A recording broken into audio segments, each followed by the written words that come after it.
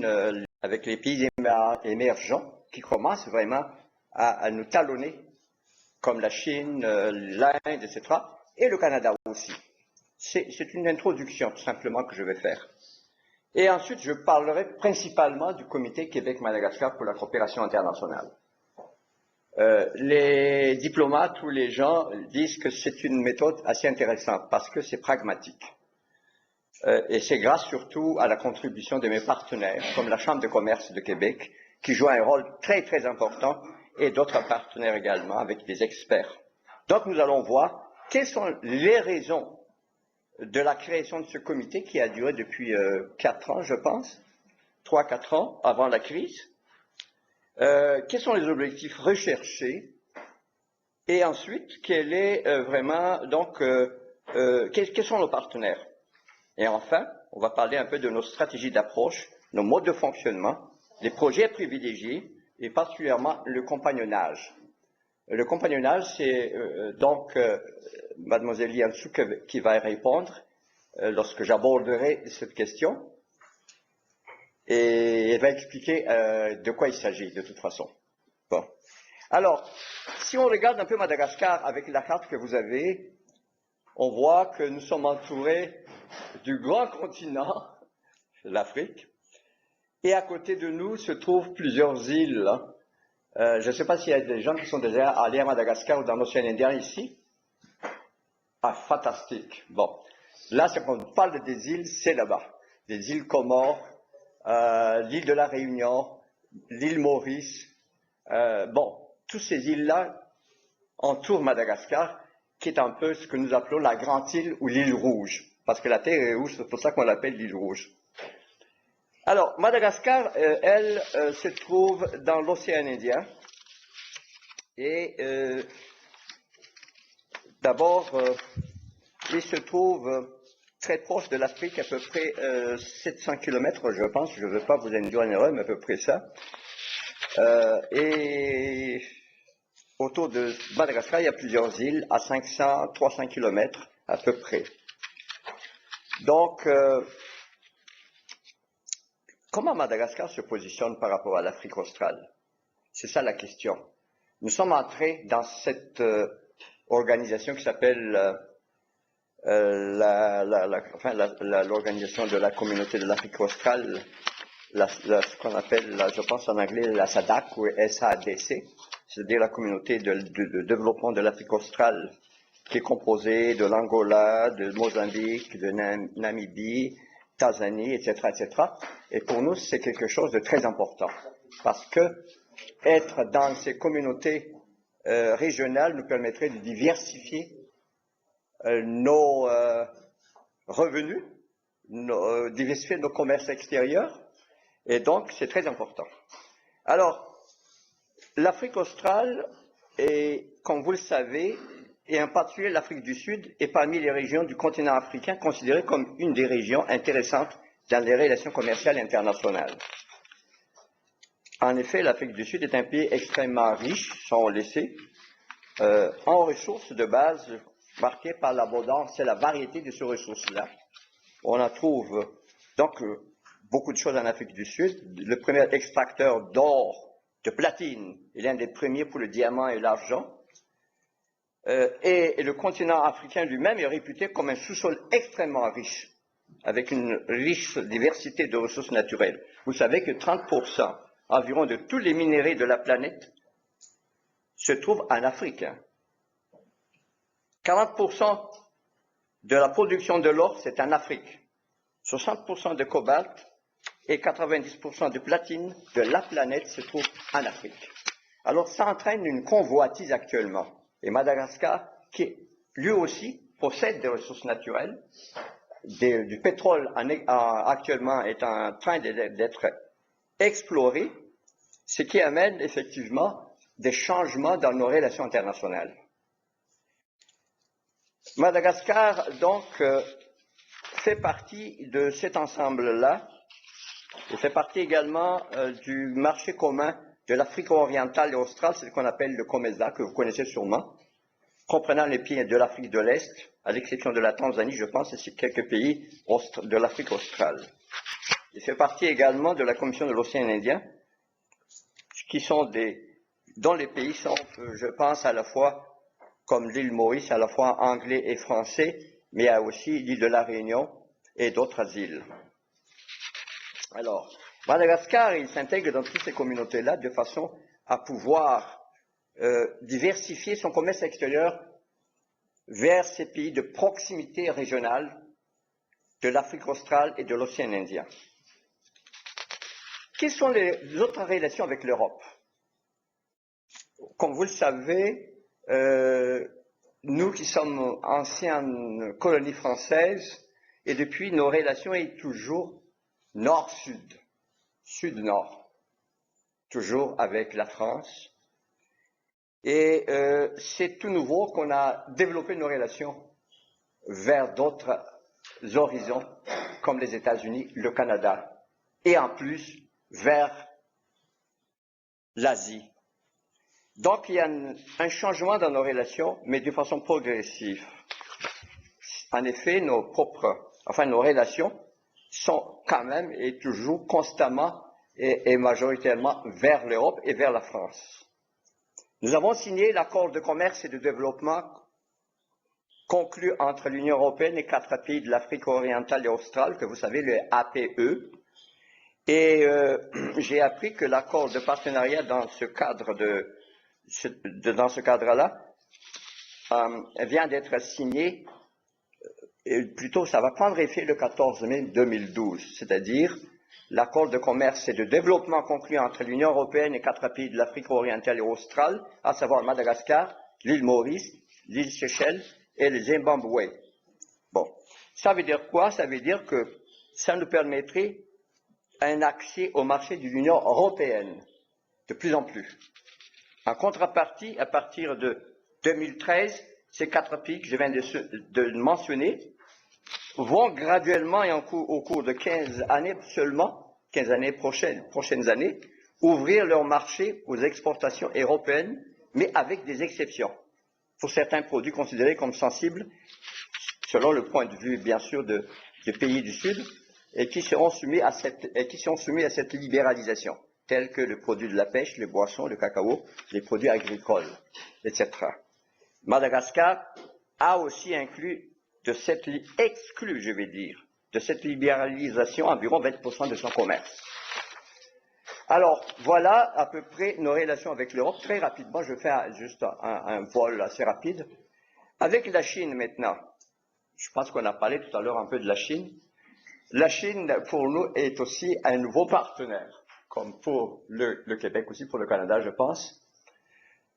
En 2008, les importations malgaches étaient majoritairement composées de produits chinois, dont 50% de la valeur destinée aux zones franches. Nous avons effectivement dans la capitale de Madagascar des zones franches, avec des facilités fiscales, et ces zones franches-là produisent selon les branches d'activité, comme par exemple le textile,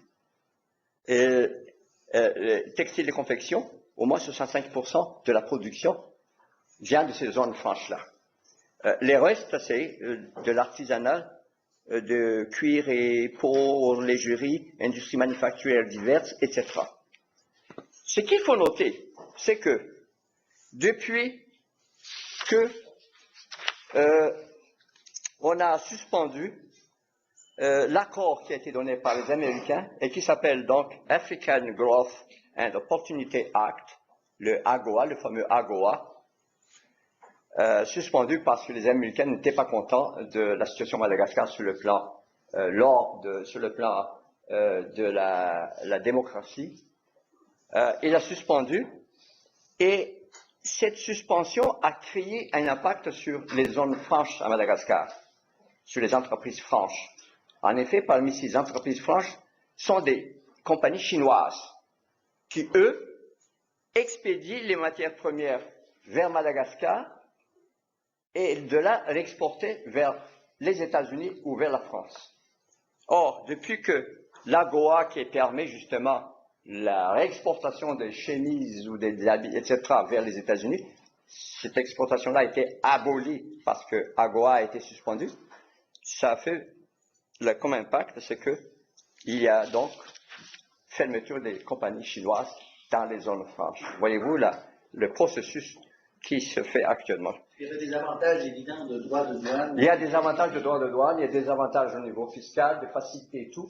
Et c'est vraiment, je pense même, les zones franches constituent, sur le plan industriel, parce qu'on parle ici de transformation de produits, constituent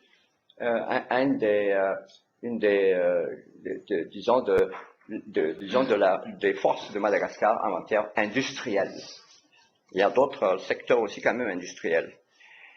Ce qu'il faut noter aussi, et ça je le mentionne, les Chinois arrivent, investis dans l'hôtellerie, veulent avoir certaines concessions, comme le minerai de fer à Madagascar, où il avançait 100 millions, la compagnie Wisco, ou Visco.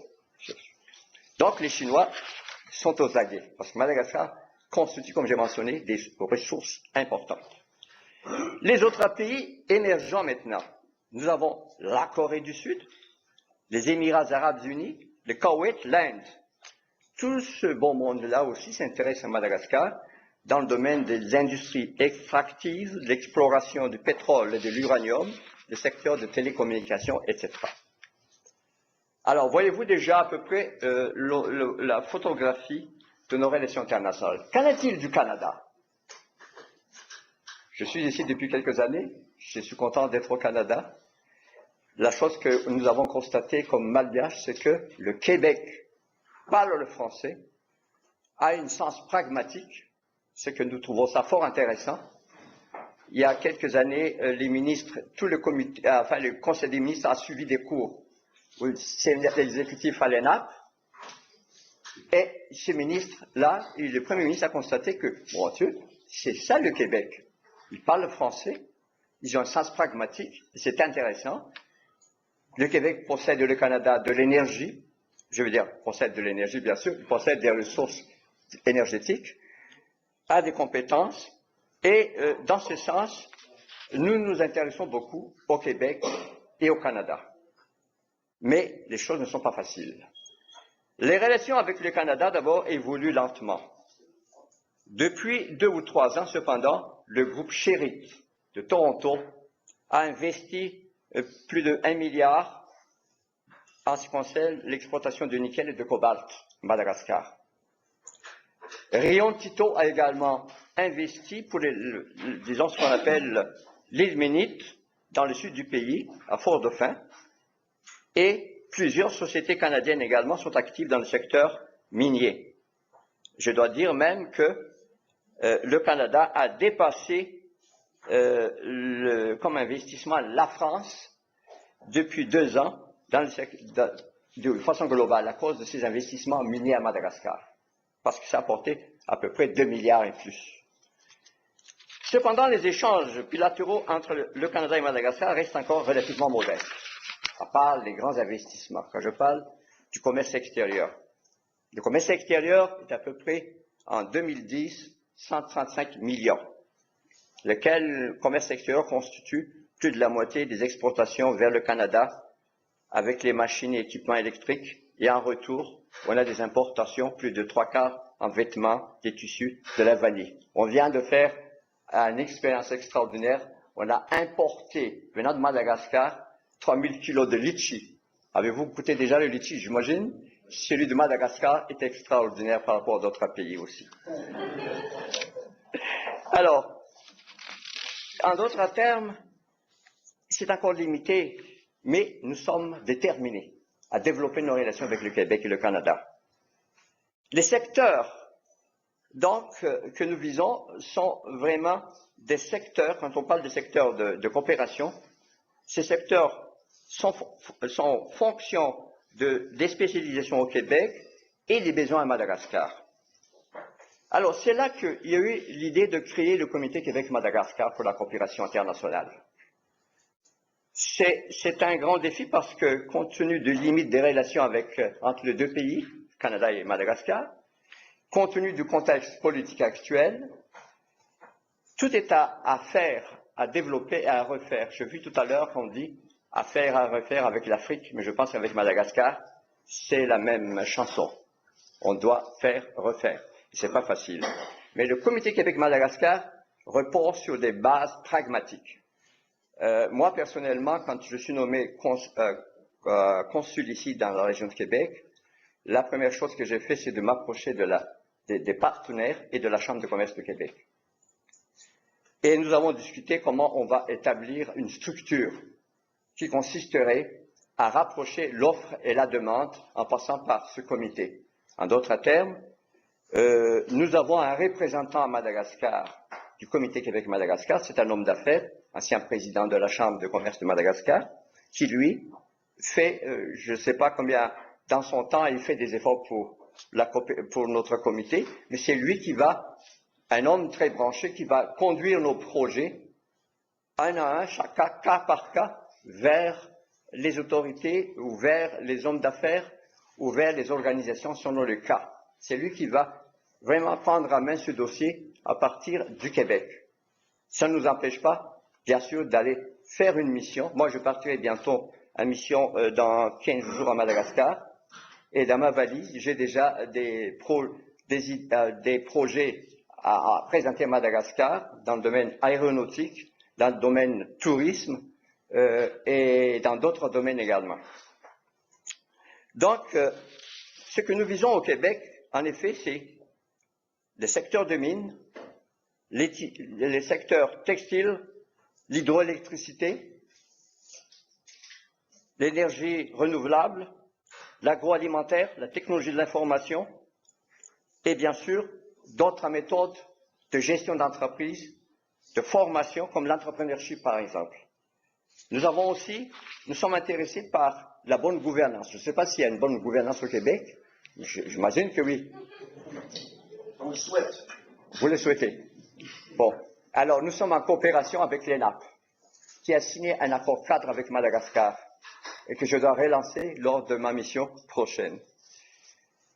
Ce qui nous intéresse, comme je vous dis tout à l'heure, c'est que le Québec est un pays, et le Canada, bien sûr, un pays dans le nord américain. Mais il y a la francophonie.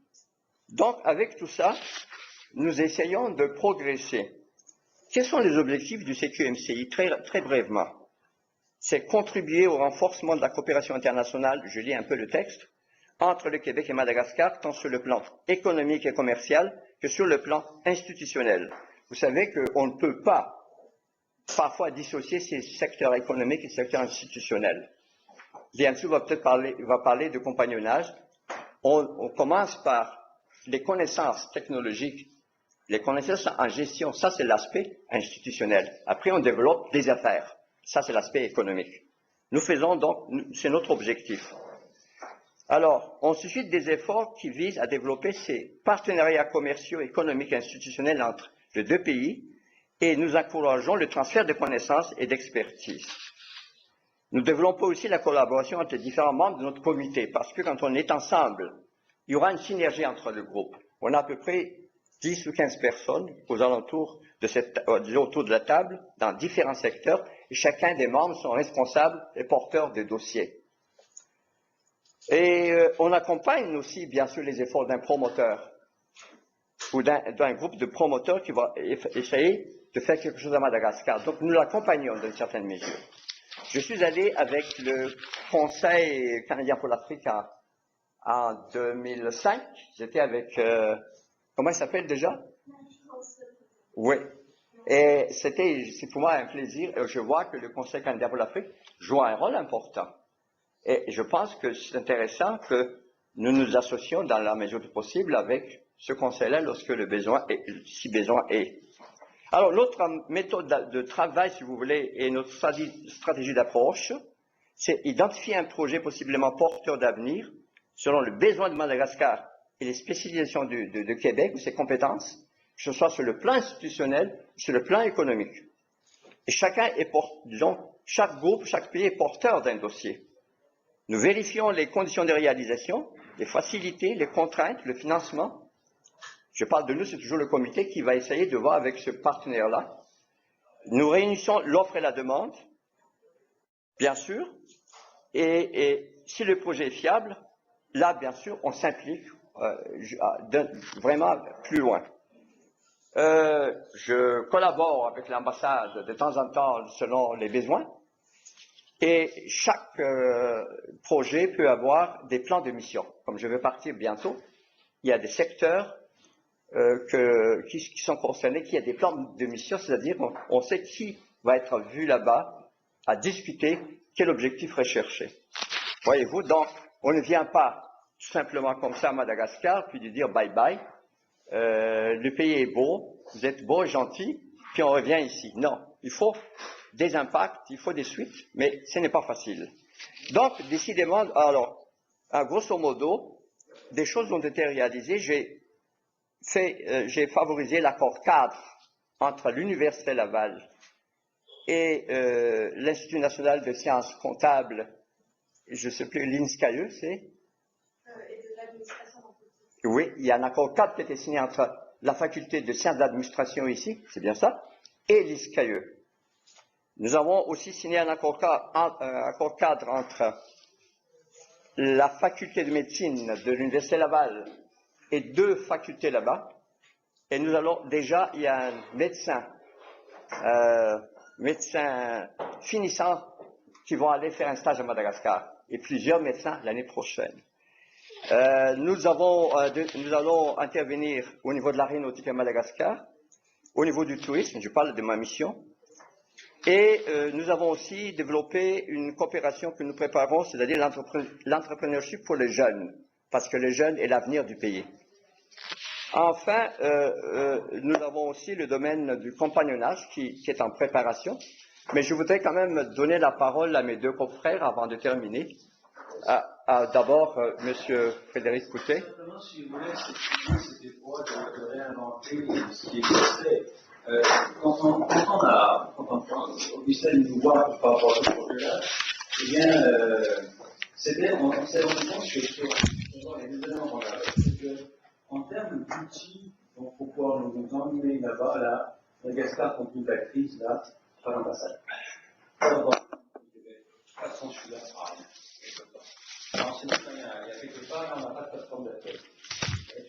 Et puis, on avait donc une demande, et puis on avait aussi une bonne perception, parce qu'on prend beaucoup d'autres agents de commerce, on l'a pas compris bien entendu, là, on prend beaucoup aussi à Castora. Donc, et on avait donc au niveau de Québec, et donc, M. le consul, à ce moment-là, qui dit, pourquoi on fait rien là-bas?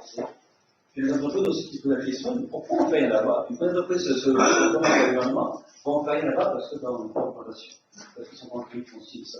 Ils sont tenus quelque part, quand nous, dans le modèle économique, là, quand les gros sont là-bas, on va sauter. Alors, on ne peut pas rentrer là. L'idée aussi, c'est de dire, c'est quand la crise, c'est de partout votre amis.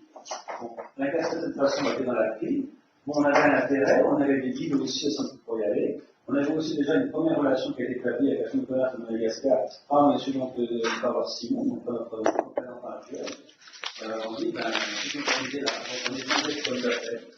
On avait aussi donc cette idée d'ensemble, revérifier comme ça. Puis on se dit, pourquoi nous ne partirons pas ensemble en affaires? Et c'est ce qu'on a fait. Alors, compte tenu de la demande et tout le reste, l'opinion de M. le consul, notre responsable là-bas a engagé du monde pour pouvoir aussi recevoir la demande, et pour pouvoir amener cette demande-là à se réseauter tellement sur le milieu.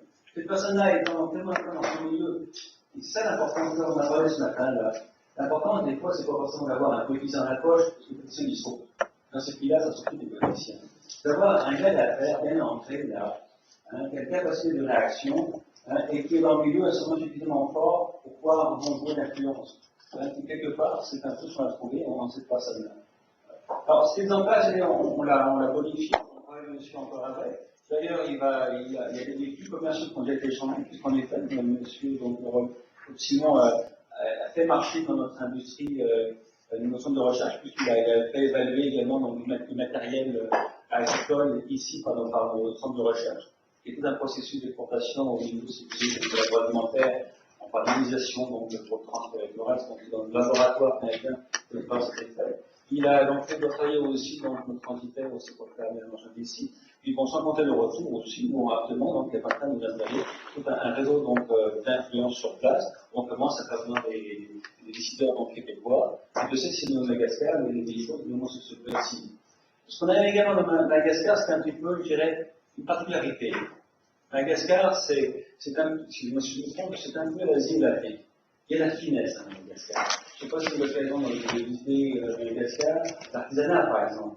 L'artisanat qui est très fin. On a vu là-bas des usines dans le textile, justement, on l'a dit tout à l'heure, avec donc, des matériaux, des macramés très très fins, et l'entreprise française, justement, dans la haute confection, venait faire leurs affaires ici parce qu'il y a des petites mains très précises.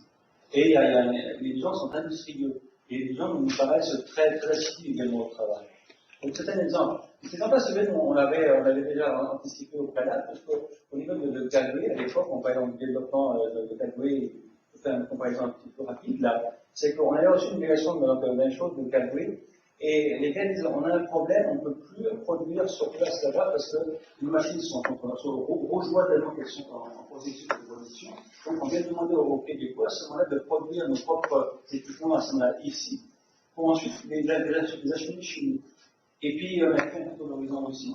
Puis en termes d'implantation, on avait un bureau qui était à Vancouver, quelque part, qui n'avait pas, qui était trop à manger, quelque part, qui avait des difficultés, donc de pouvoir faire des choses là-bas. Alors la ligne d'affaires, c'est décidé comme ça. On va donc, dans le bureau commercial là-bas, avoir une personne sur place qui va pouvoir nous représenter. C'est une antenne sur place. Alors, on avait essayé un essai de première année, ça a bien marché. Et la seconde année, à ce moment-là, on a fait toute l'industrie qui était là, hein, et chacun a mis de l'argent dans la poche. Et finalement, on a occupé à cette ressource-là, qui continue aujourd'hui, donc à opérer dans un de nos bureaux comme de l'ingénieur sur place. Et donc, ce que je disais, dans un besoin d'affaires, il n'y a pas de présentation sur place, il n'y a pas de faire le levier, on va se créer une industrie. Et c'est ce qu'on a fait avec Madagascar, comme on l'a fait à l'époque avec la Guinée. Merci, monsieur le directeur. Mademoiselle Liens, pourriez-vous nous parler un petit peu du compagnonnage qui est un secteur. Elle est donc assistante technique de recherche avec nous.